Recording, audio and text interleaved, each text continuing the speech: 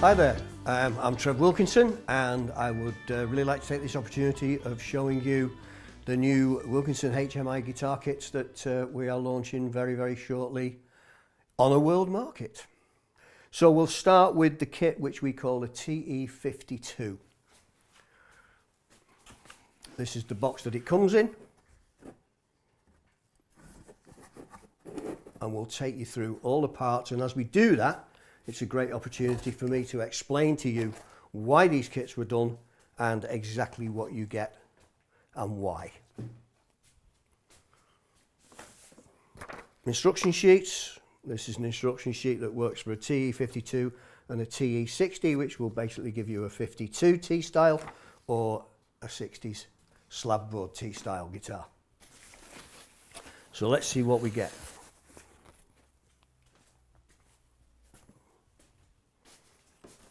So in the box there you've got all the hardware, all the parts that you need, and the neck and the body and the pick guard is nicely packaged and guaranteed to get to you in one piece. Let's take a look at the neck first and see what we've got. Obviously, this being a 52, it is a one-piece maple neck. You will all recognise it. This is not a Fender headstock. It is my version of a headstock, and we don't encourage you to infringe trademarks at all. So this is basically what you'd expect to get on a 1952 T-style guitar. It's a one-piece maple neck, which is quite a rarity, with a skunk stripe, which is walnut. And a very important part of this kit is the truss rod, because this is the key to getting the sound of the very, very early guitars. One piece, single truss rod, one-way adjust with a heel adjust here. Classic frets, 21 frets, black dots, black side markers, and a nice fat C profile. These guitars were famous because they came out with what is known as a black guard. And this is a phenolic pick guard painted in black nitrocellulose, as the originals were, and that's why it's called a black guard. So let's take a look at the body.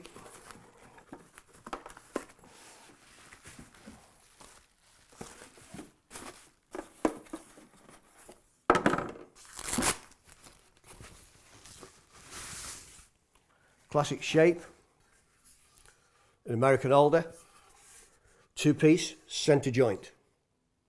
Nice attention to detail, shows that we care about what we're actually selling. Classic route, classic shape, you all recognise it.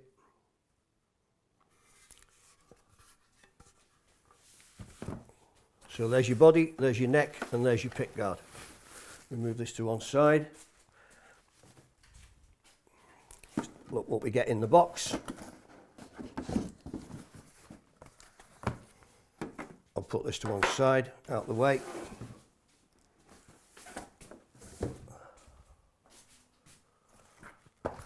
And let's take you through what we get here. Neck pickup, neck plate with screws,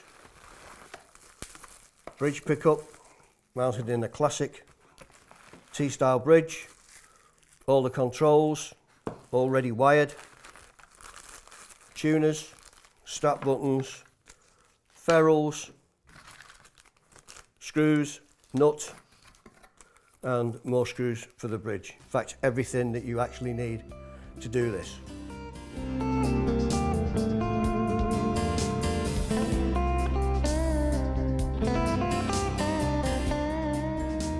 So, let's talk a little bit about why we did these kits. There's a lot of kits out on the market. You can buy a kit for £75, you can buy a kit for $100, you can buy a kit for $200. We can talk in dollars, we can talk in pounds. My only problem with those kits is that yes, you do get a neck, you do get a body, and you do get some hardware, and you do get some pickups.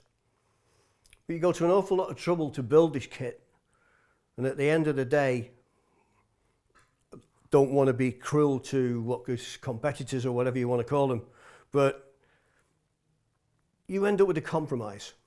And you can see many, many videos of people putting kits together on the internet, on YouTube. And invariably it ends up with the people saying, okay, well, I had to sand this, I had to do this, I put this guitar together, but it's not really as good as what I wanted it to be. So they decide that they will upgrade to better quality pickups, they will upgrade to better quality hardware, they will upgrade to better quality tuners. And many people have spent like $200 on the kit and then spent another $500 on upgrading it. I have no problem with that. They may have bought some of my hardware, they even may have bought some of my pickups. But the reality of it is now they've got $700 in what I consider to be not a serious guitar. It's a GLO, which is a guitar-like object. That seems to be bad value for money to me. So I decided I would like to put a kit together which gave you a real fighting chance of putting together a guitar that you could take on stage and play as a professional musician. And that's what this is all about. This is the best quality woodworking you will find at any price in the industry. No question of it. I've mixed it with my hardware. You'll be familiar with the name Wilkinson for hardware. You'll be familiar with the name Wilkinson for pickups. So we put all these high quality parts together in one kit so that you actually do get a guitar. Just taking a look at the control plate. We've gone to CTS pots. We've gone to a CRL switch. We've gone to screw-on knobs. Everything about this is exactly what you would get on a $2,000 or $3,000 Fender guitar from the custom shop. It's all included in the kit. The pickups are my Platinum Series pickups, and I'll just explain a little bit to you about Platinum Series pickups. There are several series of Wilkinson pickups available on the market. Some of these pickups are actually made for your entry-level guitars, and a lot of them are available on the internet, on eBay and several sellers. And whilst they are what I consider to be the best quality for their price, they are not built in like a boutique shop like these pickups are made. These are my Platinum Series that come out of a small shop in Korea, made to my specs, with 42 gauge or 43 gauge electrosolar wire, with Alnico 5 magnets, all the buzzwords that you guys are all familiar with, fiber bobbins, all the best things that you can get. These pickups are not available on the internet at $12. I've seen a few videos of people who have said, oh, you can buy a Wilkinson pickup for $12 on the internet. You can, but you can't buy these for $12. You can buy the pickup that was intended to go on an OEM guitar at $200 or $300, made in China. They're great pickups for what they are, but they're not a true upgrade. This is the real deal. We'll take you through this. This is what you would call a classic T-style pickup. Alnico 5 pole pieces. The bridge itself is a Wilkinson. It's cold rolled steel base plate, brass saddles, pre-intonated, all the things you would want on the real deal. The backing plate is steel, copper plated. This has a great effect on the actual sound of this style of guitar and is really, really important to the whole thing. So basically, you've got an awful lot of stuff here. We worked it out that whilst this kit is roughly $450, £450, depending on where you are, whether it's shipped in or whatever. If you were to buy all these parts separately from the well-known people who make stuff like this, you'd probably end up spending between $750 to $950. This is all together, all ready to go. So as far as I'm concerned, I think it's a bargain because it is a genuine guitar that you will build.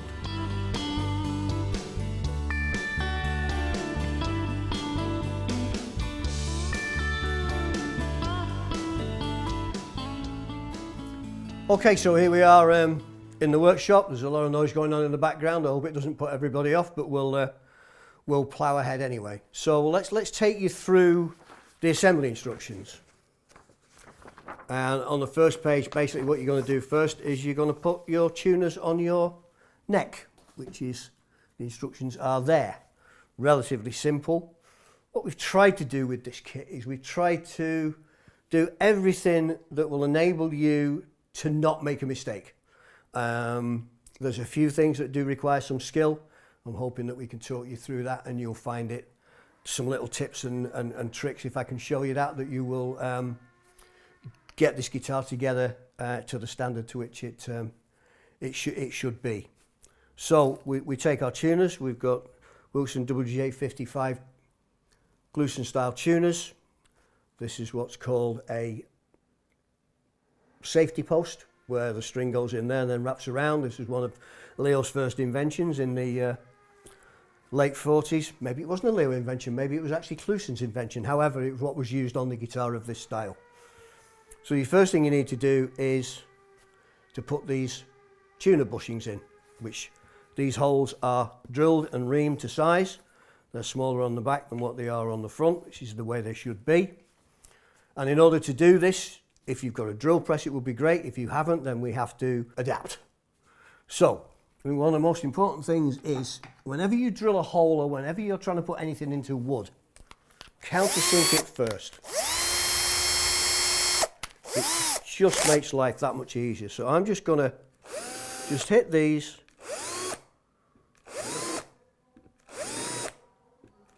with the countersink, just to break those top edges. Obviously, we're presuming that you guys have got an electric drill, which is really handy. And these are a push fit.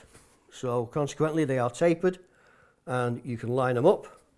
And I'm just going to take this over to a slightly harder surface than this. One thing you need to is obviously really make sure you've got a nice padded surface to do this on. And I've just basically used some foam and some bags that come on guitars that you get, polystyrene bags, and it makes a really, really nice surface. But we've got a little bit of polystyrene over here, but it's on a hard surface. So we need to install the bushings for the tuners. All the holes are reamed to size, and I like to use a little bit of dowel so that we can hammer them in. We don't want to mark the face of the guitar. This will protect the actual bushing, and it will also protect the face of the headstock. And just knock that home, like so. And we do that all down. Okay, so we've installed our bushings now with the way that we've just shown you. Now we need to line up the tuners. So, there's your high E, there's your B, there's your G, there's your D, there's your A, and there's your low E. Now, as you can see, these can rotate all over the place. We don't want that, we want them straight. And a very simple way I've found of doing this is to actually take a small rule and just line it up against the tuners, and you can literally hold it in place and all those tuners will stay lined up with the straight edge against them. And when we've got that, we now need to start drilling our holes ready to put the screws in. So I've got a selection of drills here, basically available at every hardware store. Find a drill that is actually a nice fit for those holes, because this drill will be the start drill that will locate everything before we drill with a slightly smaller drill. If we use a small drill into a hole, we may not be in the center of the hole, and that's what we want. So we take a drill that is a push fit into the holes that are in the tuners for us.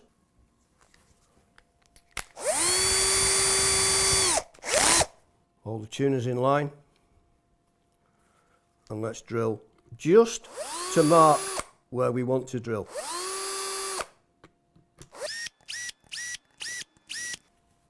And there's our holes lined up, ready for the tuners to go in. So let's drill those holes. And we're going to drill with a smaller drill.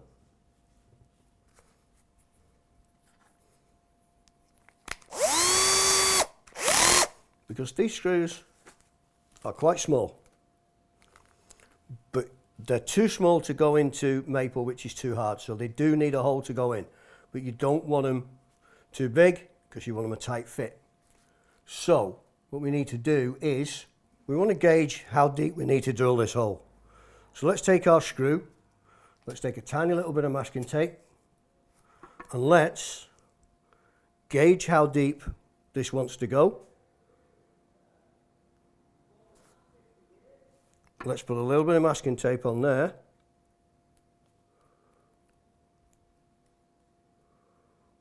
Forgive my thumb, I trapped it in a car door. So now we have our drill with a little masking tape which tells us what the depth is, and now we need to drill these holes. These holes want to be at right angles to the wood. So there's a simple little trick to make sure it's at right angles. If you take just 2 small pieces of wood, which we know are square, and glue together, you actually have a guide which will keep your drill perpendicular to the headstock. Just a little trick if you don't have a drill press to use or anything like that. And then we can just, I'll try and do it where you can see what I'm doing. So there's our hole, there's our piece of wood, and there's a hole which is square to the headstock. Okay, so now we've got our 7 holes drilled and we've got them perpendicular because we've used our little jig here. And one thing I learned many years ago is give a little bit of relief for the screw to go in. And again, let's get out the old countersink. This will just help lining the screw up. So let's just give it a little countersink. And this will stop tear out on the wood and make our life a lot simpler when we're installing the screws. So there we go.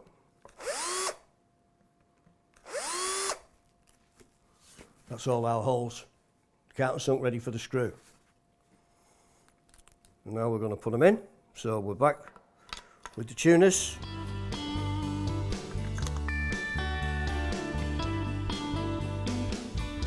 Now then, with every kit, we give you some Wilkinson slipstick. This is a product that we've developed over many years, and it's a dry lubricant. It will not mark a finish, it will not mark nitrocellulose. It's a solid lubricant, but if you just put a tiny little bit on the tip of every screw, it will make life so much easier when you're screwing these screws together. There you go, right. So with your slipstick and your number 1 Phillips screwdriver, let's screw that screw into there until those tuners are tight.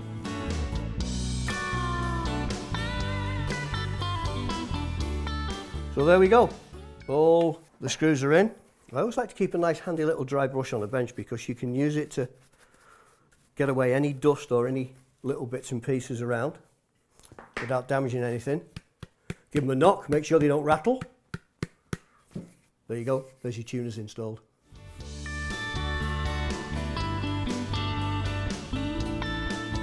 So we need to install the string ferrules, and the reason we need to do this is we're going to need them in place so that we can actually line up our neck on the next stage of the assembly process. So let's get our string ferrules, and again these are reamed to size and ready to knock these in. Again, if you could drill press, push them in, that would be great. But we have to do it individually, that's fine. We'll just use our hammer and our piece of wood and we'll just knock them into place. Now, don't go too heavy with them because you don't want to mark around the body. Let's get all 6 in place first and then I'll show you a little trick to send them all home without hurting the guitar body. This is one of the hardest things to do when you're building guitars, is to get these perfectly in line. Luckily what we're doing with all these guitars is we're using CNC machines in one holding and one program so that everything is lined up perfectly with the centre line.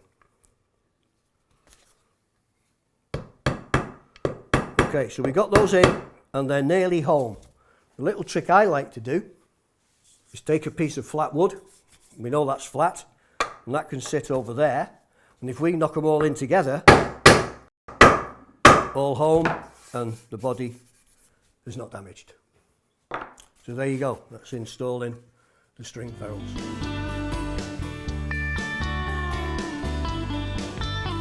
Right, the next thing we're going to do is we're going to line up the neck.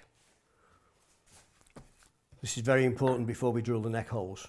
The body holes are drilled for the neck in the right place, but the neck is not drilled. We need to get this neck fitting perfectly in that pocket.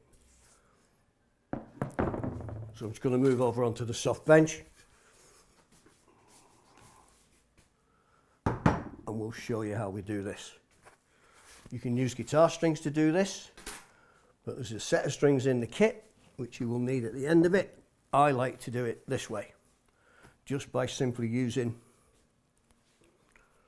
some wire.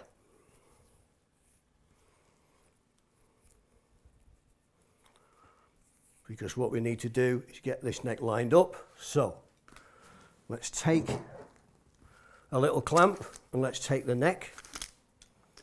Now these necks and bodies fit together absolutely spot on, but there is always a little bit of wiggle room in every 4-bolt neck.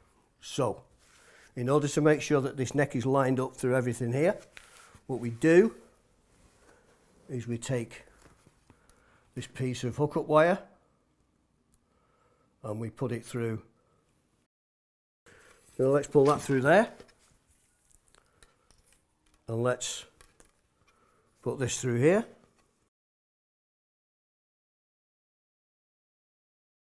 So we've got our wires that are representing our strings. That's going to go up to that tuning key there, and this is going to go up to that tuning key there. So there's our 2 outside E strings. Now we're going to clamp the neck in place. I'm going to do this as gently as possible because we do not want to damage the frets or distort the radius of the frets. So there's your neck held in place now with the clamp, and we can quite simply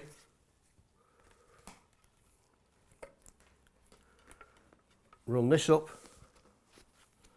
to that tuner,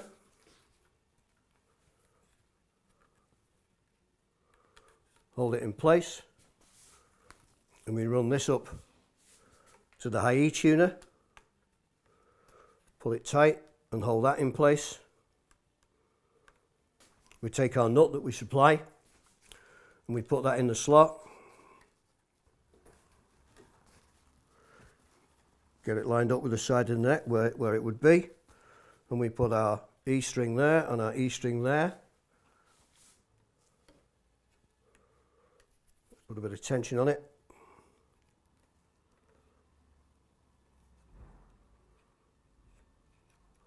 Now we can use the tuner to actually put some tension on it. And what we've got now is 2 strings that we can actually check how the neck is lined up with the strings, even on both sides. If you need to move it, then slacken the clamp, tweak the neck to get those positioned the way you want them. I always like them a little bit further in on this side than this side because this is a thicker string than what this string will be. We don't want the strings falling off the edge of the fingerboard. So now we know that we've got our strings lined up. So say you can tension it with the tuners, get everything lined up. Now we need to mark on this neck where we're actually going to drill the neck holes. Now we've purposely on this kit made the holes in the body small. And the reason we've done this is we want to take a drill that will just fit in that hole without wobbling to perfectly line up where the holes in the neck need to be.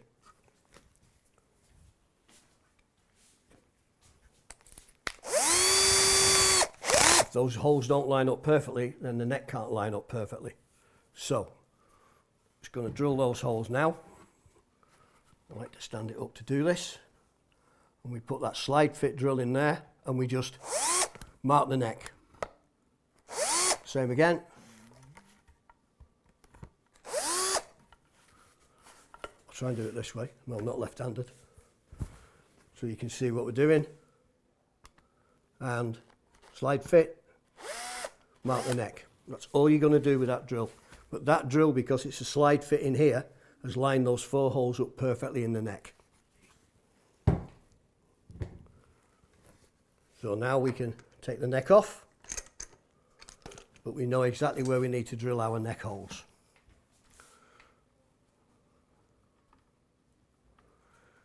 You could use string for this, you could use wire, you can use guitar strings if you want, whatever you've got around.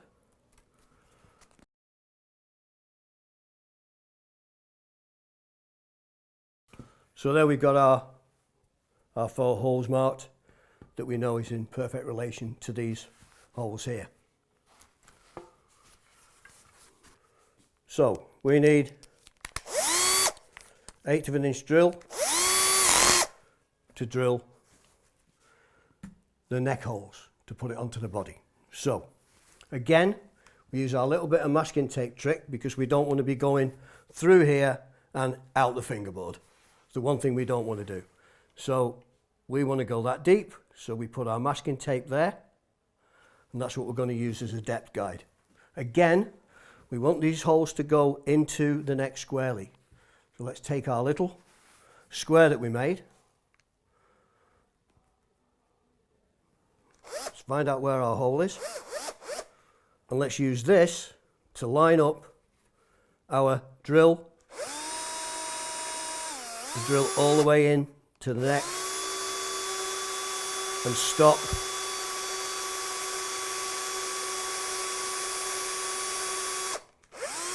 when we get to the tape. Okay, so now we've got our 4 holes drilled in the neck, and we know that they're perpendicular because we used our little square jig. Again, let's countersink those holes, because we don't want the wood stripping out when the screw finds its way in. So let's just give it a slight countersink. And that will save the wood tearing out when the screw goes in, because this needs to be tight.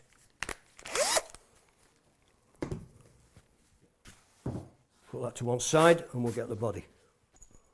Okay, so we've got our 4 neck screws, and we've got our neck plate, and we've got our neck. Now then, I told you before about why these holes are drilled small. Now, this screw needs to be a slide fit in these holes. So they just need to be opened up a little bit. I'll explain this to you.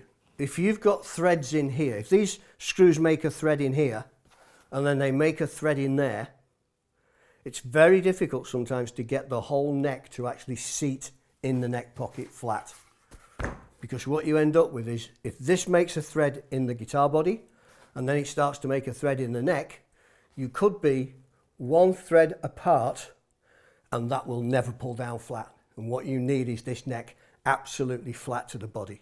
So I like to enlarge these holes so that these screws are virtually a drop in. So for you guys in America, 11/64 drill. We'll take these holes out with clearance for those screws.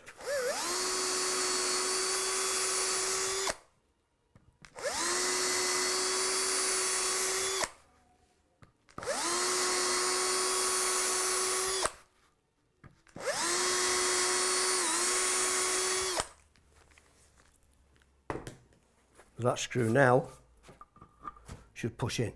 Doesn't want to wobble, but it just wants to push in for clearance. Now you are going to get really good coupling with this neck to this body. So again, let's get our magic slipstick And let's just put a little bit onto the tip of the screw, and we'll put our neck onto the body.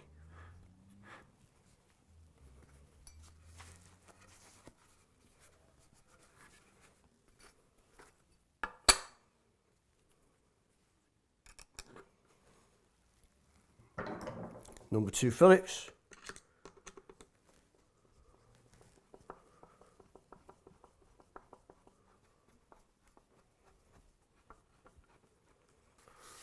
And let's just snug them home and make sure that this gap here will now disappear as it's pulled home. Don't over tighten them, but they need to be firm.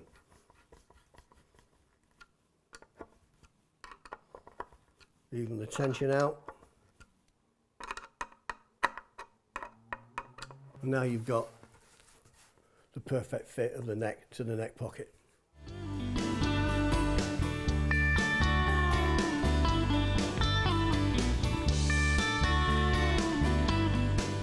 Okay, so we go and follow our instructions, and now we're talking about mounting the neck pickup. Now this may sound easy, but I can tell you from experience, this is one of the hardest pickups to put in any guitar because you have no guide or anything to get it right. So when we were designing this kit, what I thought I would do, because again, I've got access to the CNC machine, which will do all this routing and make it perfect, is this pickup has to line up obviously with the neck. Now we know that these bridge holes and these bushing holes are lined up with the neck with those 4 bolts in the neck. This has to sit floating in this route. So what I thought I would do is I would actually put guide holes where these screws need to be, in the perfect place. Because if you get this pickup in a guitar and it's a little bit wobbly this way or wobbly this way, or it's not central, you will never get it lined up with the pick guard. The pick guard will not pull this pickup into place. This will be crooked forever. And it's the most frustrating thing to see a guitar like this with a crooked front pickup, because you know the guy just drilled the holes and he didn't know where he was going. So we decided we would put the holes in so you can't, hopefully, get it wrong. And these pickups are simple to put in. You've got 2 springs, you've got 2 screws, you've got 2 wires, and they go in through that hole there, through that cavity there, so you can pick them up to get them through the next hole, and through this hole into the control cavity.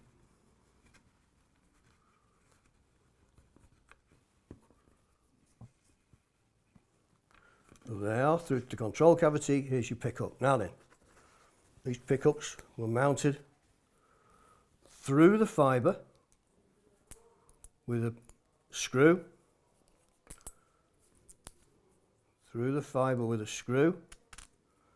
and we've got 2 conical springs.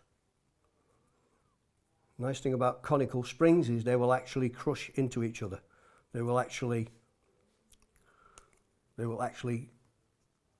compress virtually to one coil. So narrow end on the pickup fibre, wide end going into the body, give it some stability. We take the pickup and we line it up with the holes in the body, which is already pre-drilled in the right place. So let's get back to the magic slipstick. Again, we're going into bare wood here. We just need that little bit of lubricant just to help the screws get in where they need to go. So let's just put a little bit of slipstick on there, a little bit of slipstick on there. You don't need a lot. There's no need to use a lot. These things will last you a long, long time. Let's hold this pickup nice and straight so you can see the screws are straight, but the holes we know are drilled straight. So these should find their way home really easily.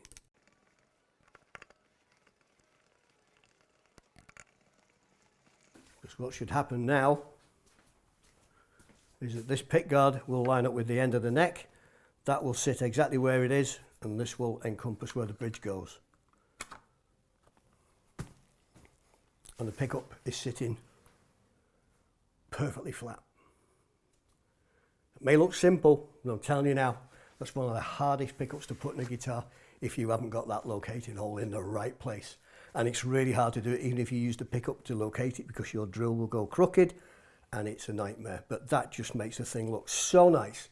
You know that this is a professional instrument. Let's throw the strap buttons on. Again, we're going to do the old trick with the countersink just to give that screw a start and not strip any wood out.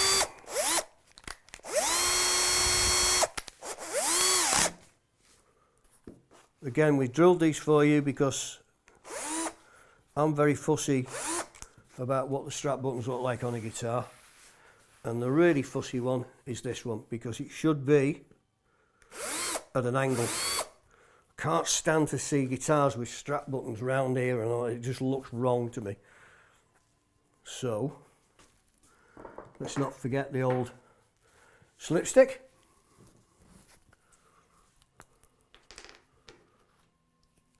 As I say, you don't need a lot, just a touch. That's plenty. Just helps, especially when you're going into maple, but even older. So, a bit of slipstick on the screw. Come with felt washers. Like anything else, don't over tighten it, don't strip it. When you feel it go snug. So that's starting to look like a guitar, I think, don't you? Okay, so let's install our bridge. This is a WVOB pickup, which you would find in the guitar of this year. Flat pole pieces, slightly larger than normal pole pieces, and that's exactly the way they were. Flat fibres, steel plate, brass saddles. We've just gone that one extra step and we've got them intonated. So it's a little bit of an upgrade. Not yearly correct, but it makes the guitar play better and play more in tune. And that's what we need. So, again, let's get back to our countersink and let's just break the edges of these holes. And again, these are spaced, these are in the body CNC, and they are made to locate absolutely perfectly and all lined up. But we need to enlarge these holes with an 1/8 inch drill. All the sizes of the drills are on the instructions. Again, we don't need to go too deep with these, but if we just use that little piece of masking tape, and let's find out how long that drill is. Put the masking tape on the drill. Now we're not drilling the hole too deep, but we're drilling it deep enough.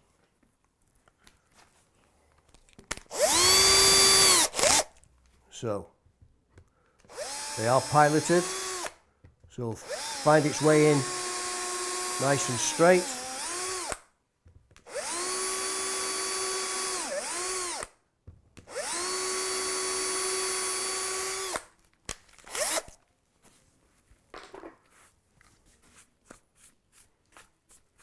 We're going to install this bridge. Now then, this is ground to the copper, so in reality you actually don't need a ground wire normally, but I like to put that ground wire in for the simple reason that if we do decide that we're going to swap pickups at some point in time, then let's get that ground wire underneath the bridge. That saves putting something together and then having to rework it again. So you take your ground wire that's already connected to your control plate, you put that, lay it on the body. Now you can put this bridge in place.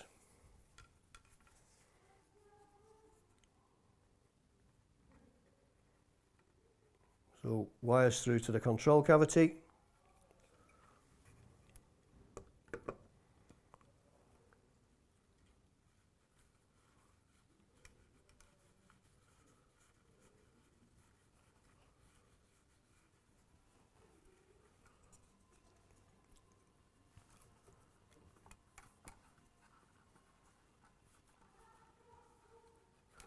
ground wire laying on the body.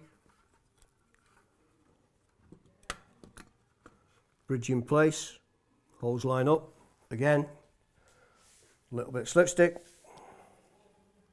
And we know that this bridge will be perfectly lined up with the neck because of all the trouble we went to when we lined the neck up with the wire running through these holes. Let's just put this in place.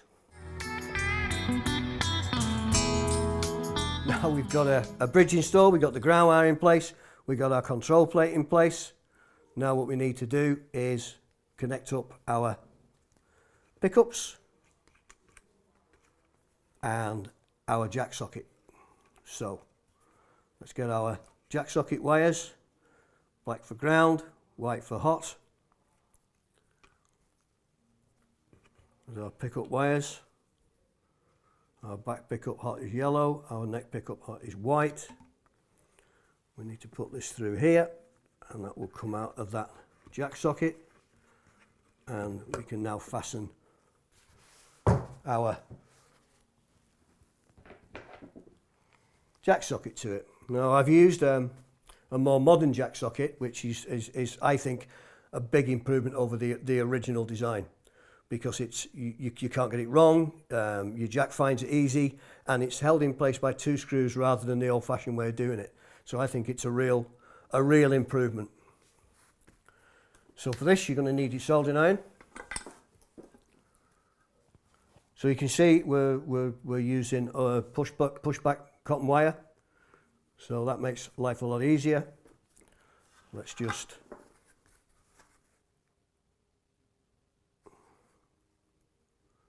tin the wire.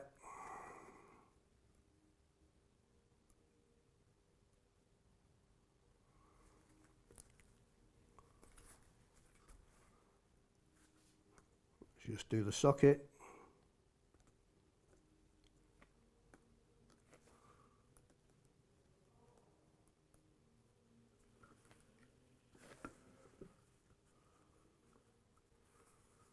So your black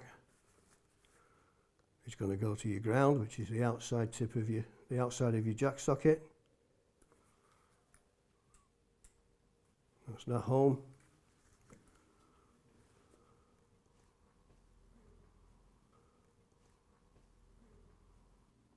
And there's your hot. So that's wired up. Okay, so now we're gonna wire our pickups to the switch, and we've got our white wire which is coming from our front pickup, and we need to go to the connector that's connected to the switch on this side.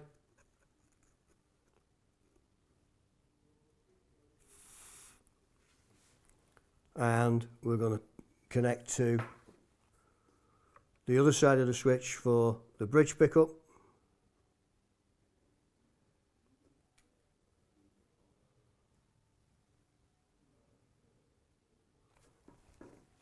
And now we just need our grounds connecting to the potentiometer.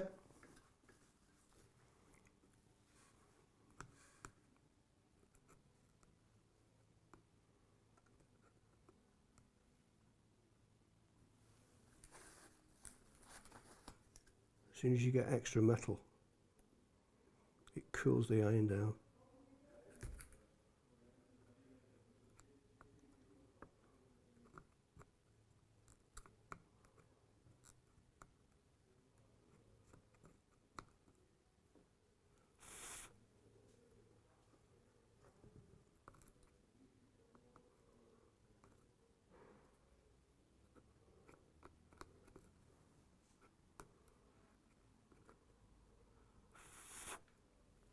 Now we're all connected up. Now we're going to put this in place, but we are not going to drill the holes yet because we want to let everything to line up before we do that.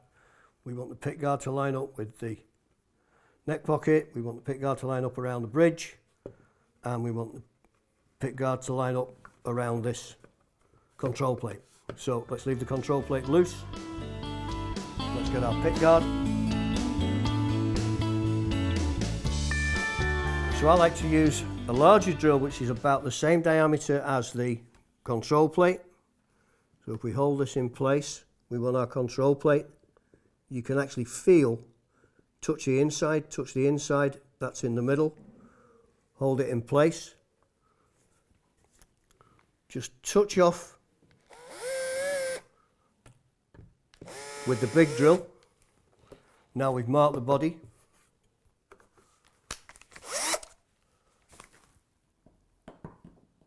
And then we take our small drill and we just put a shallow hole in there.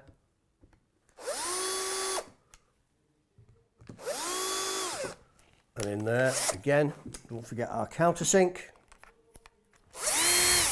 Don't want the wood stripping out when the screw goes in, so little countersink.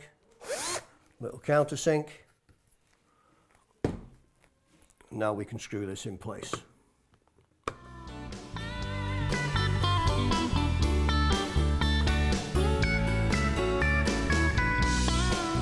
Now we need to put the jack socket in.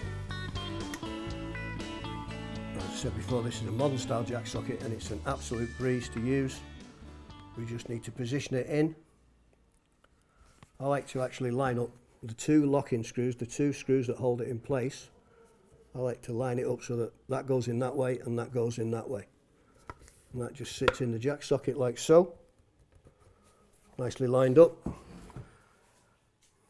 A little trick, I don't tend to drill for these screws because we're going in end grain. And the reality is, we want this to be firm because as you're pushing in and pulling out, pushing in and pulling out, we do not want this jack socket to fail.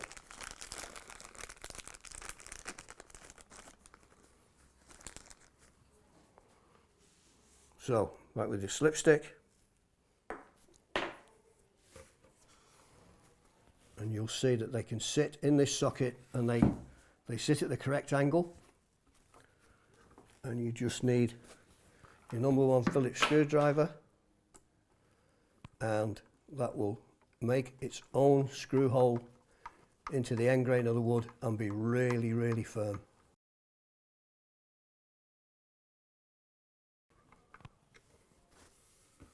And there you have it.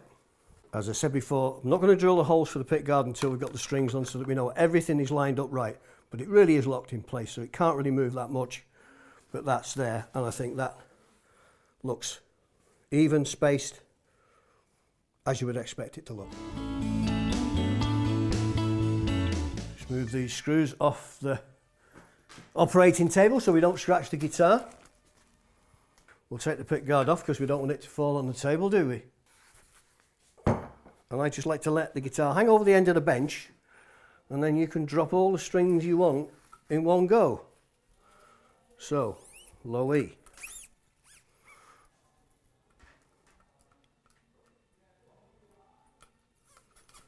Goes in there.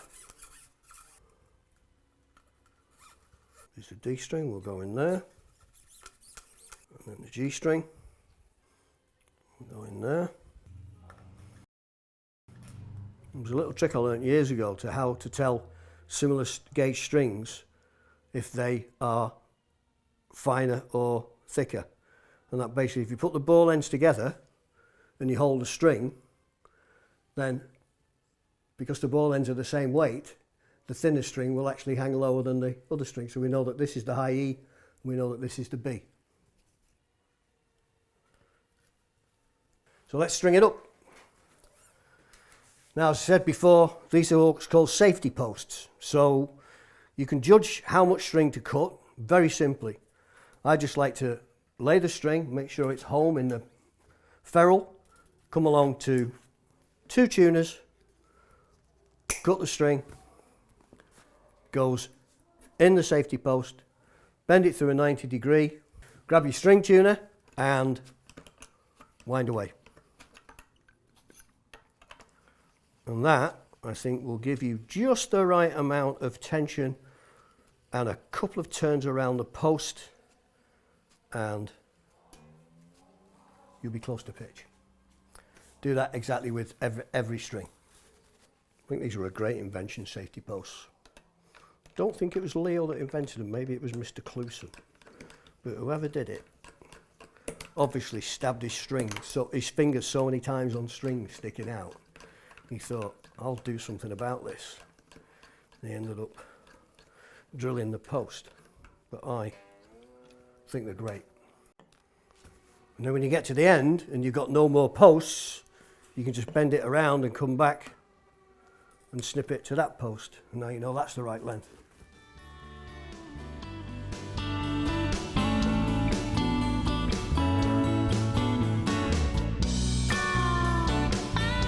Okay, so now what we're going to do is we're going to actually tune the guitar to pitch. We haven't done the intonation yet, we haven't cut the nut height yet, but I like to make sure that the neck has got the right relief or the neck is straight. I personally like a straight neck. Other people have different ideas. I've strung this with 10s because I like 10s on a fixed bridge guitar, and there's many ways of putting the truss rod in the neck. These necks are made to the exact specs from the 50s. It's a single truss rod with a butt end adjust. A lot of people don't like butt end adjust because they say, oh, we have to take the strings off and we have to do all this to do it. You don't actually have to do that. These guitars were designed by a guy called Leo Fender, who you know all about. And he was a pretty smart dude. So the reality of it is this is a butt end adjust. It's got a crosshead nut in it, and you can actually, because this pickguard will come off without taking the strings off, you can actually get a screwdriver onto that and you can actually adjust at this nut the truss rod tension. We don't do that till we've got it tuned to pitch. So I'll just plug the tuner into it. So this tuner will get us to pitch. It will also tell us whether we've done the wiring right, because this wouldn't work if the wiring wasn't right. So I've got a signal, which means we've wired the pickups right.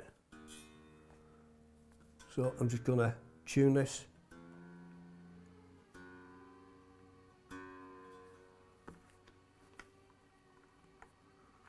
To pitch.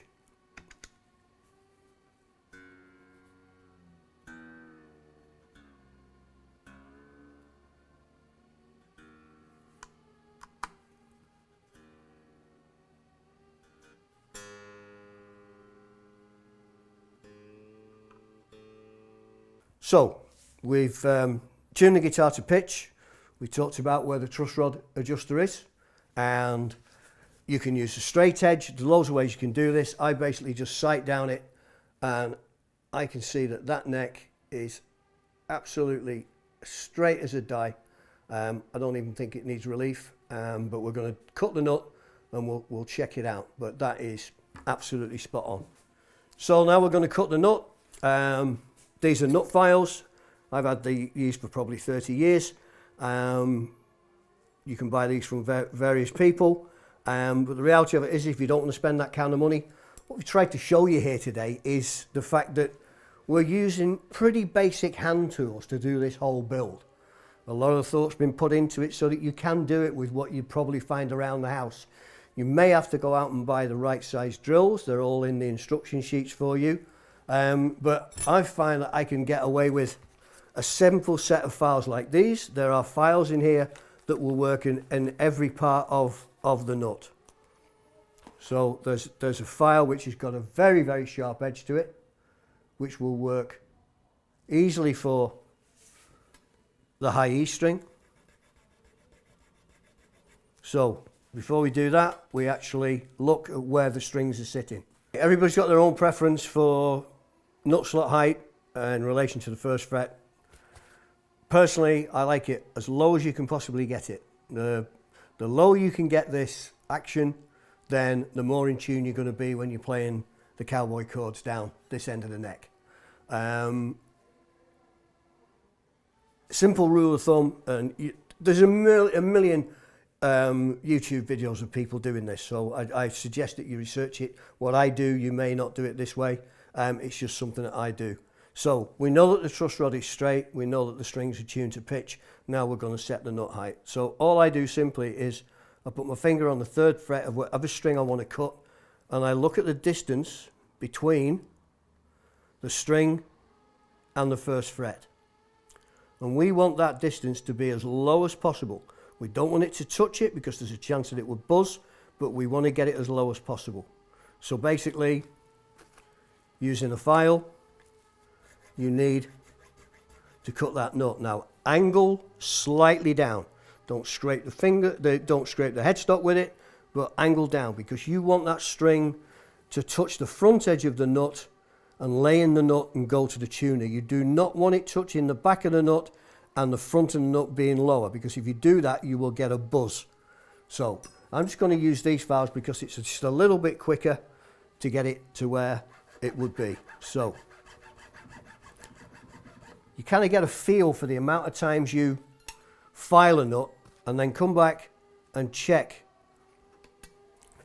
It's just like an inbuilt sense that you go this many times, nice medium pressure, and then come back and check again. Now we're getting lower, and I'm just about at the height that I really want to be for the time being, and I'm just gonna give it one more file.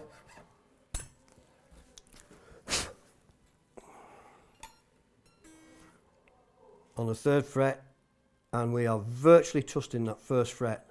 I'm going to leave that there for the time being. You can always go more, you can never go less. Once you've cut it too deep, that's it. You can throw the nut away. There's all kinds of tricks to fill the nut with devil things, but I don't personally like doing that. I like to have the nut right. So I'm just going to do that now over every string. So now I've cut the nut, I'm retuning the guitar, and we're going to do the intonation. It's a pre-intonated bridge with cuts on the saddles that give you the offsets that you need for a intonation pattern. And it's as simple as literally playing the open string, checking on the tuner, that's lighting both lights,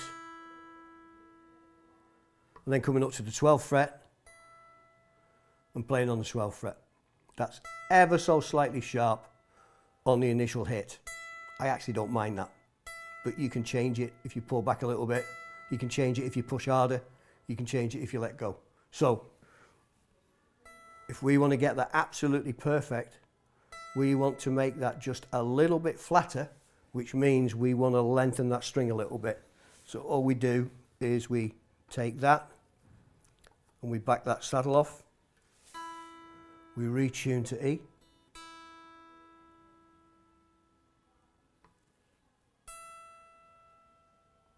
need to back it a little bit more.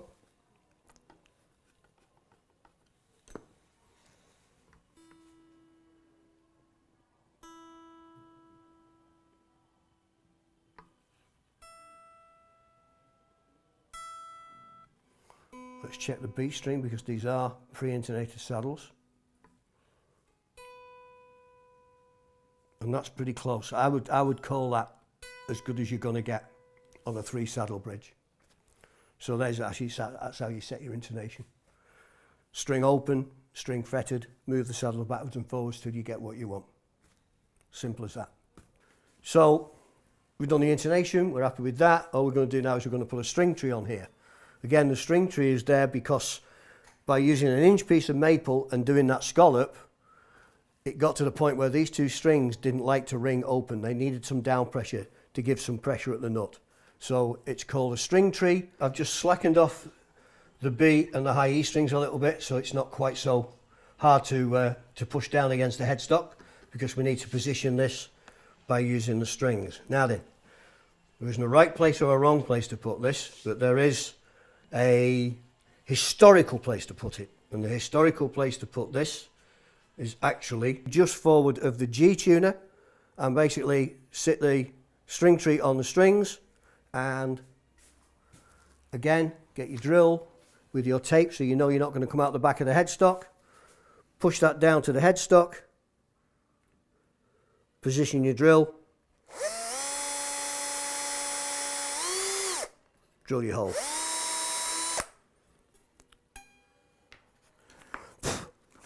Again, I trust the old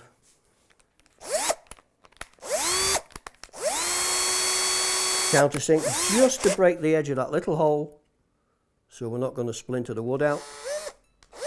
Just make life simple.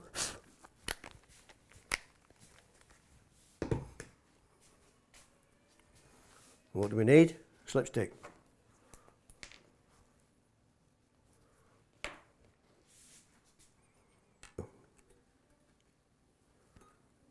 is where you're boing it and it flies across the room and you can't find it.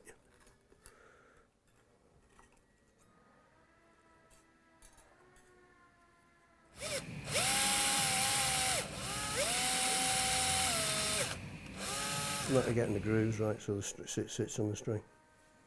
There you go, you've got your slipstick on, got your hole lined up, and screw it into place.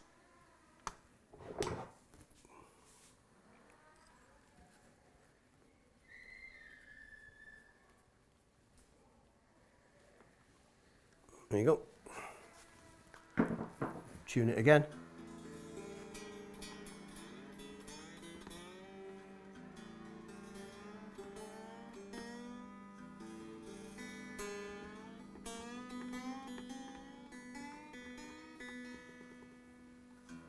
And then your last thing that you need to do is put your pickguard on. And this is where Leo was clever, because he said, if I make this pickguard detachable, I can do the truss rod adjustment in there. I can do everything. So it's just a matter of sliding that underneath there, popping it on, marking the holes, drilling them, and we're done.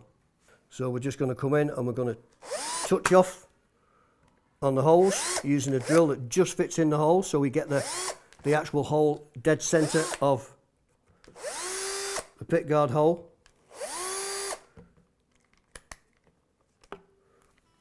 And then we're going to take that off again, because we're going to do our trick where we do the countersinking. Again,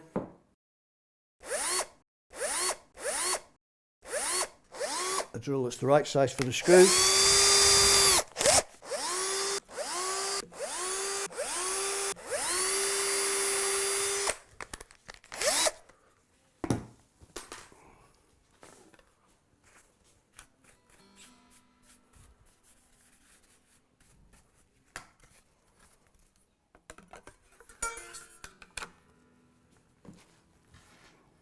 5-hole pickguard, 5 screws,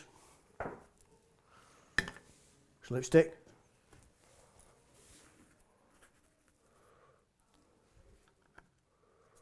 one, 2, 3, 4, 5.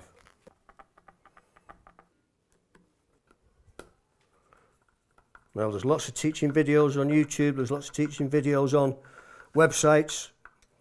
They can show you how to set what they consider to be the perfect action, but at the end of the day, it's what feels right to you. So look at them, listen to them, but change everything if it doesn't suit your playing style. But basically, that was a very quick rundown of how to assemble a TE52 kit. Very simple to buy it. Get it from scan.co.uk. It's the pro audio division that you need.